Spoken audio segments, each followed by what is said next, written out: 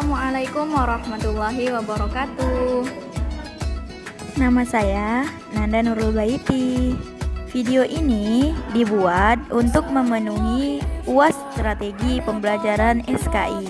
Saya dari PAI 4 semester 5. Selamat menyaksikan. Nah, materi kali ini adalah tentang pola dakwah Nabi Muhammad di Mekah. Yang pertama ada dakwah rahasia atau sirriyah. Pada awal dakwahnya, Nabi Muhammad menggunakan dakwah sirriyah dalam menyebarkan Islam. Nabi Muhammad melakukan dakwah sirri bukan karena takut, melainkan strategi dakwah. Nabi Muhammad melaksanakan dakwah sirriyah selama 3 tahun.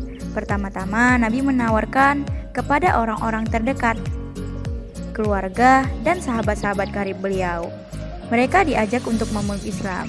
Dalam sejarah Islam dikenal dengan as-sabiqun al-awwalun atau orang-orang yang paling dahulu dan pertama masuk Islam.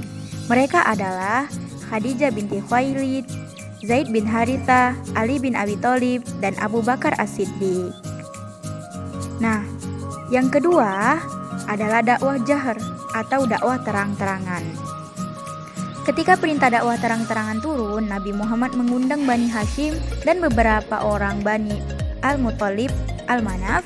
Nabi menyuruh kepada kaumnya menyembah dan berserah diri kepada Allah. Namun semua kerabatnya menentang Rasulullah. Hanya Abu Thalib yang tidak menentang dan tidak masuk Islam. Tapi dia mendukung dakwah Nabi Muhammad dan melindunginya dari gangguan kaum kafir Quraisy. Nah, lalu Nabi Muhammad berseru, "Wahai semua orang," maka berkumpullah memenuhi seruan beliau. Lalu mengajak mereka untuk memeluk agama Islam dan beriman kepada Allah Subhanahu wa taala. Selanjutnya adalah hijrah ke Habsyi.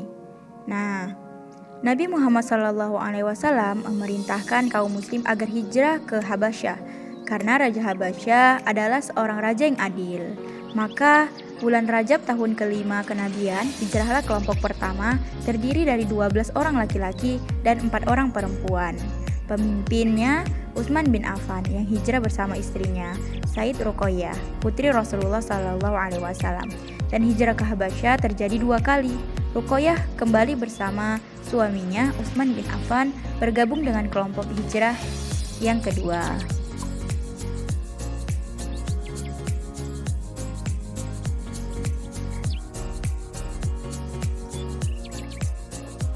Nah, selanjutnya adalah misi ke Thaif.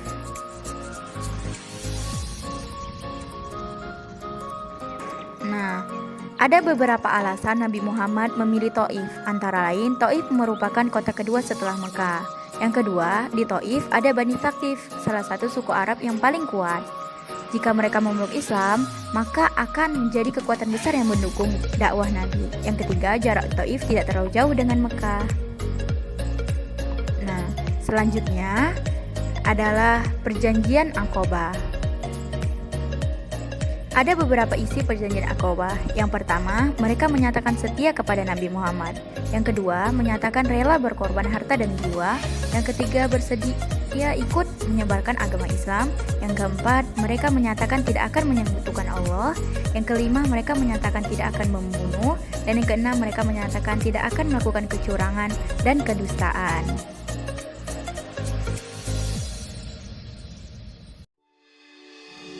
Terima kasih sudah menonton video ini. Mohon maaf apabila ada kesalahan. Wassalamualaikum warahmatullahi wabarakatuh.